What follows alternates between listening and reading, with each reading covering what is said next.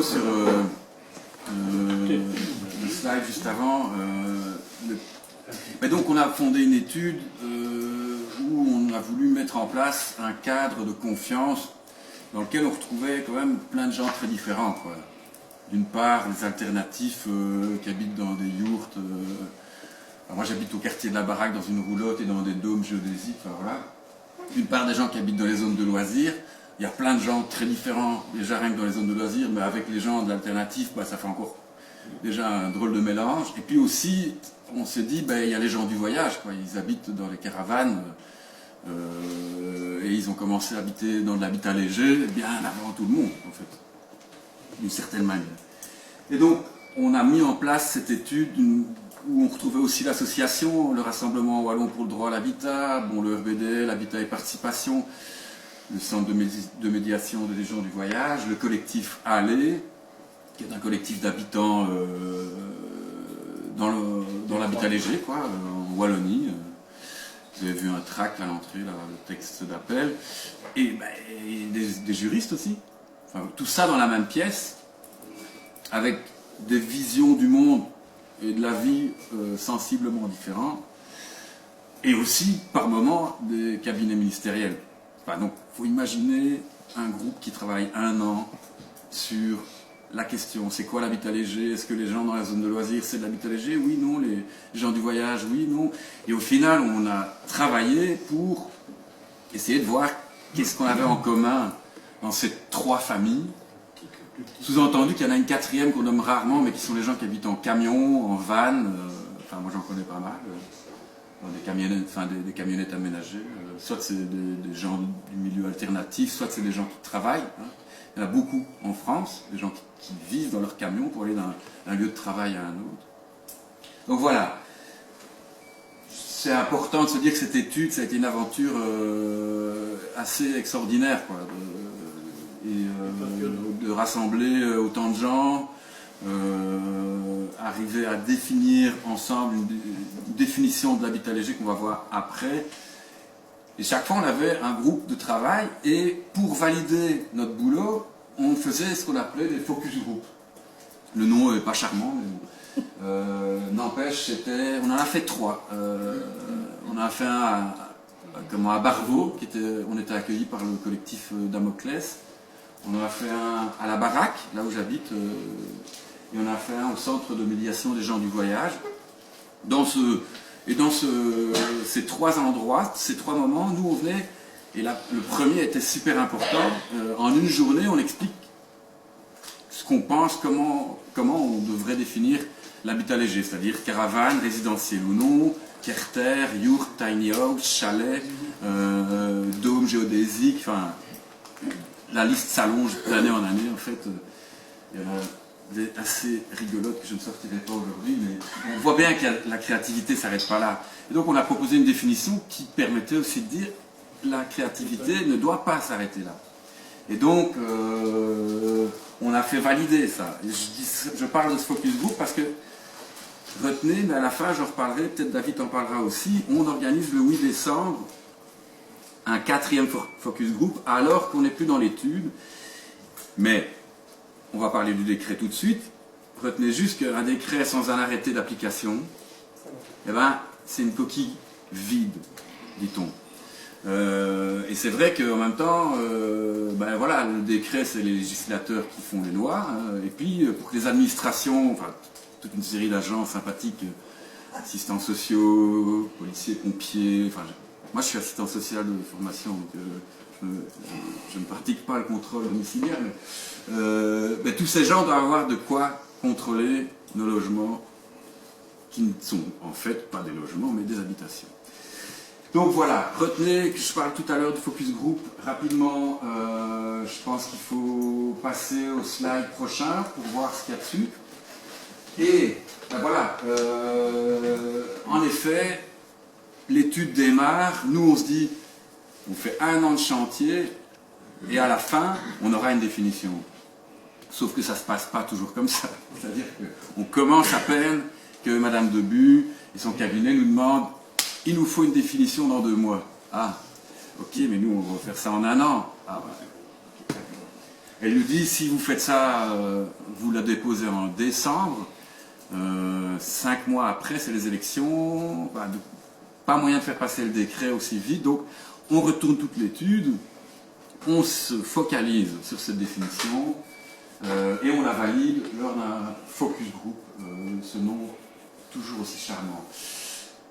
Ça aboutit à une définition qui est assez atypique, je veux dire, dans le droit. Je ne suis pas juriste, quoi, mais vous allez voir après, moi je la trouve charmante cette définition parce qu'elle est assez étonnante.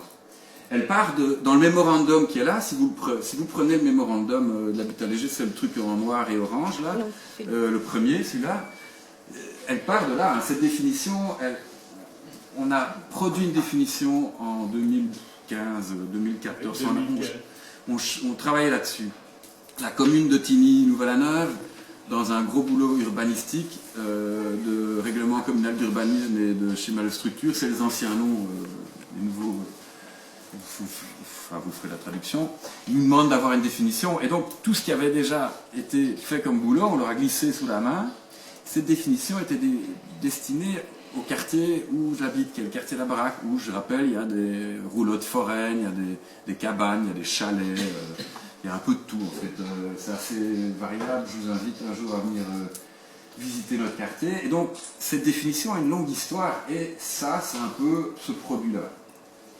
Avec toute une série de critères. Et donc, l'habitation légère, c'est l'habitation qui n'est pas un logement, hein, c'est tordu, quoi, mais dans le droit, anciennement c'était le code du logement, c'est devenu le code de l'habitation maintenant. De nouveau avec le décret du 2 mai, c'est devenu le code de l'habitation, et l'article 1er définit ce que c'est un logement, hein, historiquement, et on y a glissé à côté, oups, l'habitation légère, pour qu'elle apparaisse et puisse enfin être reconnue, c'est-à-dire toutes les habitations dont je vous ai parlé tout à l'heure. La liste est longue. Et toutes ces habitations qui ne sont pas des logements, ça ne veut pas dire que nous n'habitons pas dans des logements. Je veux dire, c'est juste un terme juridique. On définit le logement avec un arrêté qui s'appelle l'arrêté du 30 août 2007 de salubrité et du surpeuplement, qui est super sévère, quoi. Il n'y a pas, dans mon quartier, 1 sur 2 d'habitations ne passe pas le cap d'un contrôle de salubrité. Pour des hauteurs sous plafond, des tailles de pièces. Donc voilà, on est donc passé d'une définition unique qui définit le logement à, voilà, une habitation, c'est soit un logement, soit une habitation légère. Et pour être une habitation légère, oui. Si un des critères n'est pas... Il faut que vous ne répondez pas à un des critères. Alors, j'y arrive. Hein, on arrive au petit, on a multiple. Voilà, c'est ça. Et pour être une habitation légère, on a fait le test dans tous les sens. Hein. C'est un Rubik's Cube, on l'a testé. Même une péniche, c'est une habitation légère, mais techniquement, un garage... Ah ben si, techniquement, ça en est une. Vous allez voir pourquoi. Parce que pour être une habitation légère, il faut réunir 3 critères des 9 qui sont là.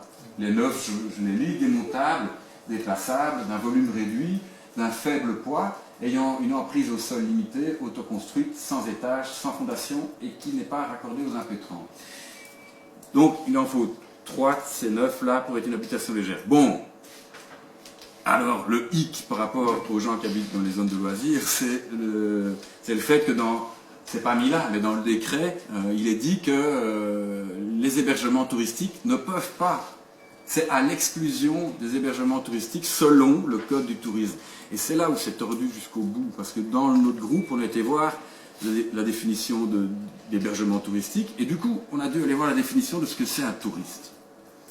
Et techniquement, toutes les personnes qui habitent en permanence dans un hébergement touristique ne sont pas des touristes. Parce que la définition du tourisme explique que c'est la personne qui réside dans un endroit au moins 2 communes de chez lui. Enfin bon, alors techniquement on arrive à un truc rotor où ils disent que l'hébergement touristique ne peut pas être une habitation légère, mais c'est l'usage.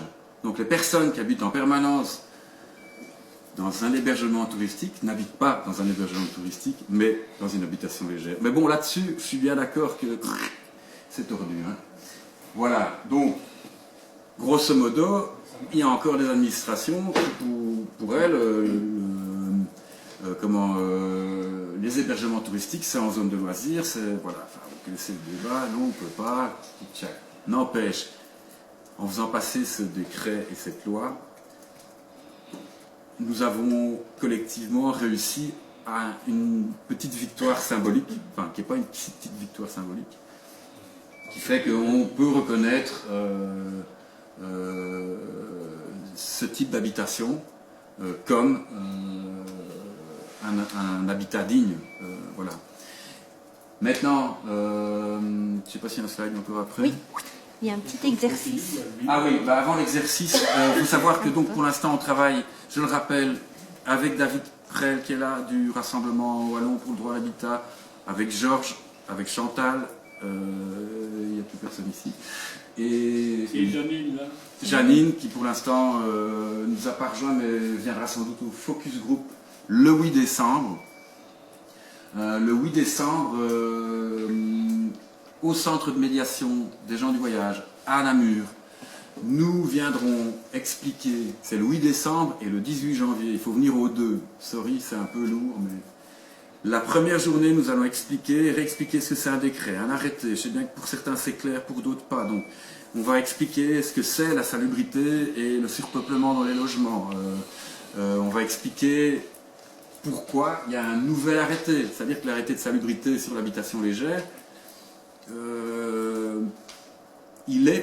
on a diminué les exigences de hauteur de plafond, de largeur de porte, des choses pareilles, parce que les habitations légères, certaines sont vraiment atypiques et hors normes. Et donc on expliquera où en est l'arrêté pour l'habitation légère.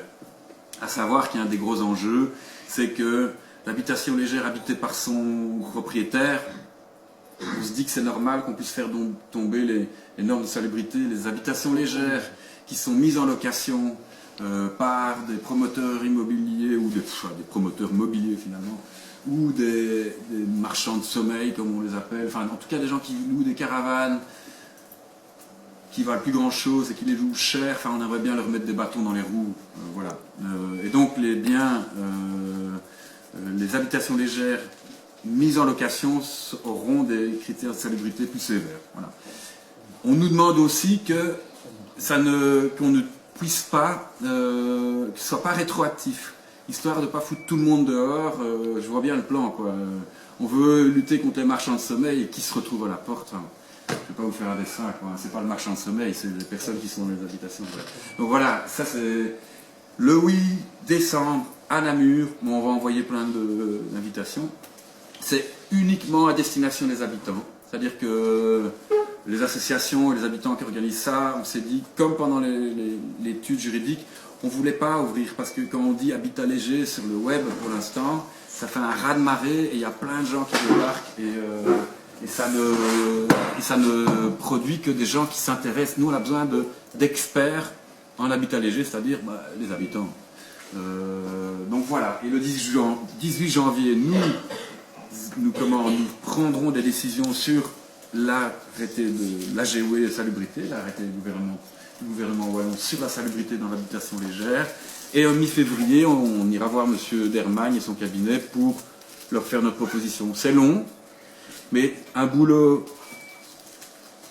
avec les personnes concernées, ça ne peut être que long.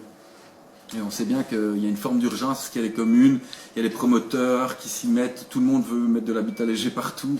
Et c'est pas ce qu'on voulait nous, hein. Techniquement, on ne voulait pas spécialement qu'il y ait une mise d'habitation légère aux locations. Mais voilà, il faut déjà savoir que les gens qui vont mettre de l'habitation légère en location n'auront pas facile. On fait tout court en tout cas. Voilà. Le deuxième, celui.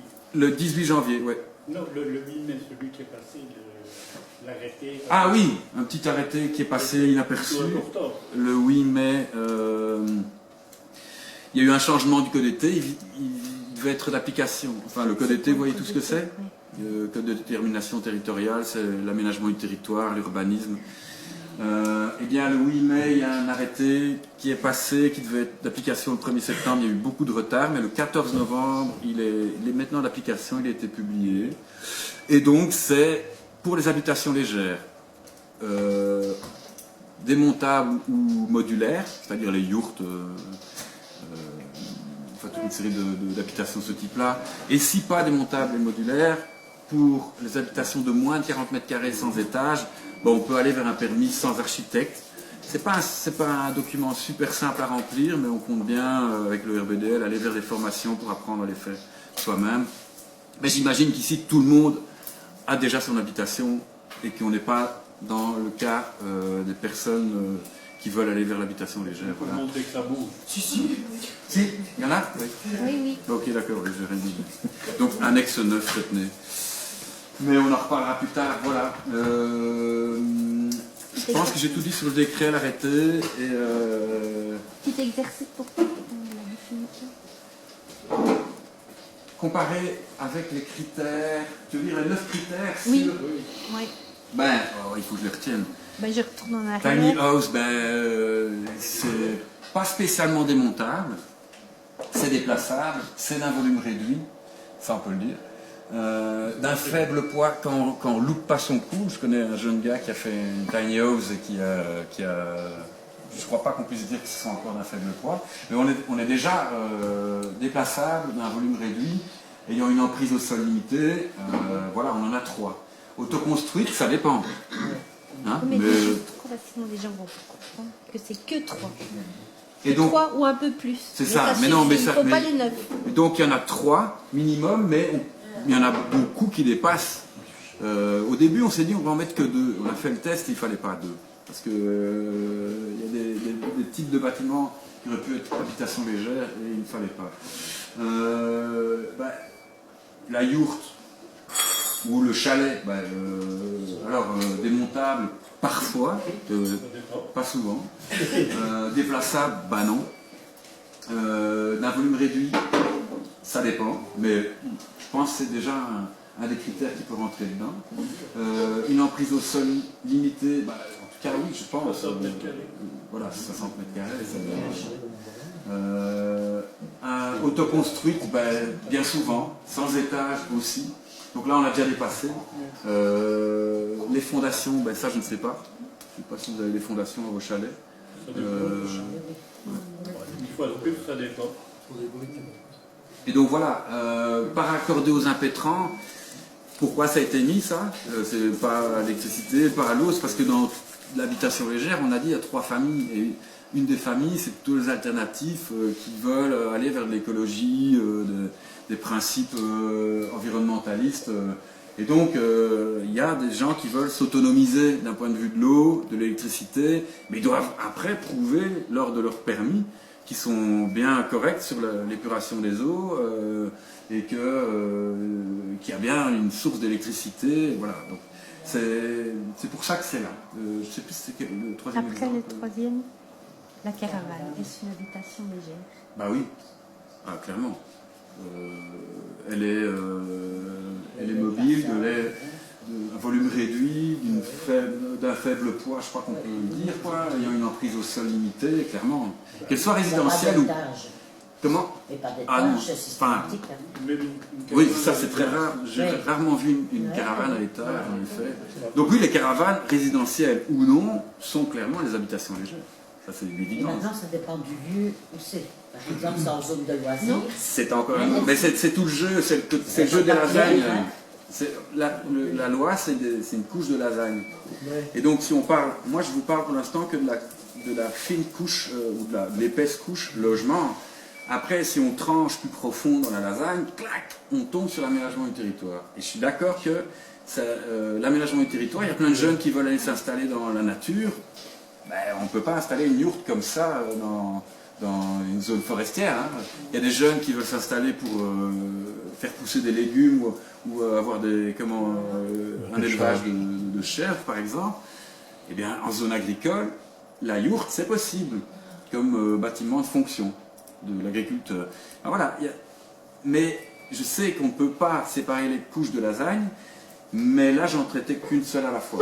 Et donc, si on rentre dans l'aménagement du territoire, je pense que on en a pour un certain temps. Mais c'est clair que c'est là. Nous, on a travaillé, au final, une étude juridique qui fait 180 pages, dans laquelle il y a la police du logement, le code du logement, qui est devenu le code de l'habitation, et puis il y a le code de l'aménagement du territoire. Et bien sûr, là où on a agi, c'est sur le logement. Et donc, ce qu'ils voulaient, les deux ministres, au final, c'est ça qu'il faut vraiment bien comprendre, Madame Debu et Monsieur Di Antonio. Avant d'agir sur le code été, sur l'aménagement du territoire, sur l'urbanisme, ils ont dit, d'abord, on définit ce que c'est une habitation légère. Après, on verra. Après, en fonction de chaque situation, on a réussi à avoir une définition commune pour les trois familles, c'est-à-dire les gens des zones de loisirs, les gens les alternatifs et les gitans. Eh bien, maintenant, chaque situation devra être morcelée dans l'aménagement du territoire. Parce que là, on n'y arrivera pas de manière unitaire. C'est juste qu'on a eu une petite victoire symbolique de dire, voilà, là, notre logement, il est reconnu comme logement. Et ça, ça a l'air de rien, mais c'est dans la tête de toutes les administrations, ça chamboule fort. Hein. Je veux dire, il y a des administrations où ils ne comprennent pas, ils ne sont pas toujours d'accord. Là, il y a des débats contradictoires qui se mettent en place. Où j'ai vu un titre d'une conférence, la tante Quechua pour régler la crise du logement. Bon, enfin, tu vois, ça attaque ferme. Mais bon, la personne qui m'invite à ce truc-là, je lui dis, je ne viens pas avec un titre pareil. C'est mettre un titre. C'était un gars du Brabant Wallon. d'une administration? Non, éducation permanente s'appelle le PAC. Éducation permanente socialiste, on va dire. Et donc voilà, et je connais le gars, il est sympathique et il veut faire un peu de provoque. Je dis, allez, quoi. Parce qu'à Wallin, ils ont mis une habitation, il y a un projet d'habitation légère pour un logement d'urgence. Et donc, un logement d'urgence a ses critères particuliers, c'est pas une habitation légère, enfin, c'est c'est technique, et ça remue les gens. De se dire pourquoi un logement d'urgence, on va mettre ça dans une tente. Je ne sais pas si vous êtes déjà rentré dans une yourte de haute qualité, c'est pas une tente, c'est une maison, on se sent bien dedans, c'est fort, c'est costaud, ça me met en sécurité. J'ai envie de dire, moi, plus que si on me met dans un appart en briques, je ne vais pas m'en sortir, moi je n'aime pas la brique. Donc voilà, c'est un débat contradictoire qui vaut le coup d'être relevé. Mais c'était, je pense que ce que Chantal et Georges ont pensé en disant on fait un petit jeu, c'est depuis très longtemps quand on parle d'habitat léger. Au début, quand on est venu avec l'habitat léger, avec Georges, Janine, le mot habitat léger était très très mal perçu parce qu'on disait que c'était juste un truc de bobo. Et donc dans le mouvement d'année en année, on s'est dit ben non, on a les mêmes problèmes avec l'urbanisme. On a les mêmes problèmes avec les assistants sociaux, les mêmes problèmes avec les policiers qui viennent prendre les domiciliations. Enfin, on a fait la liste des problèmes, on s'est dit c'est pas génial, ce qui nous unit c'est nos problèmes. C'est pas, on lit pas les mêmes bouquins, on voit peut-être pas les mêmes films, on n'écoute pas la même musique. On s'en fout ça.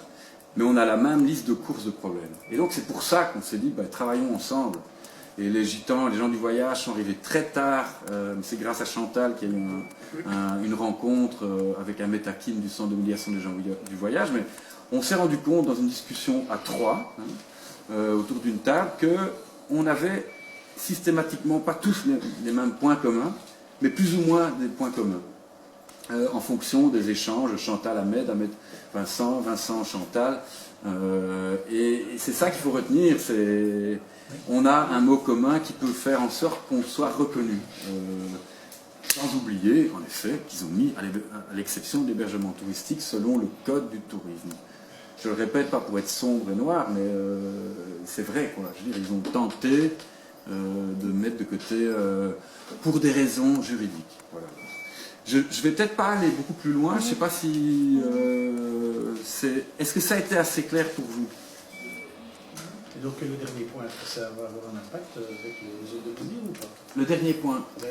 L'exclusion des logements touristiques. Eh bien... donc la définition du tourisme, non. Mais est-ce que tous ces gens qui sont figés dans les administrations, etc., ils vont dire, non, tourisme, on arrête. Oui, mais il faut leur répondre. Moi, je les ai sous la main tout le temps. Je sors là, j'ai l'article du code du tourisme et hébergement touristique. Et donc, la définition du touriste, et je dis, est-ce que monsieur est un touriste?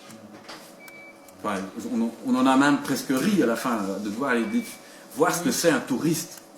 Je me dis, moi, est-ce que je suis un touriste? Est-ce que les gens qui habitent dans les hébergements touristiques sont des touristes. Ben non, ils sont domiciliés là, ils habitent en permanence, plus de 6 mois par an.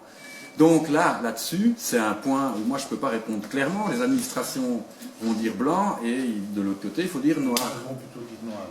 Ouais, ils vont dire noir et vont dire blanc. J'aime bien noir. En fait, la caravane est facilement défendable, selon ce que tu expliques, quand elle est dans une vraie zone de loisirs bien définie. Un beau parc, on peut dire que ce n'est pas touristique, qu'il reste plus de site, tout le raisonnement que tu fais.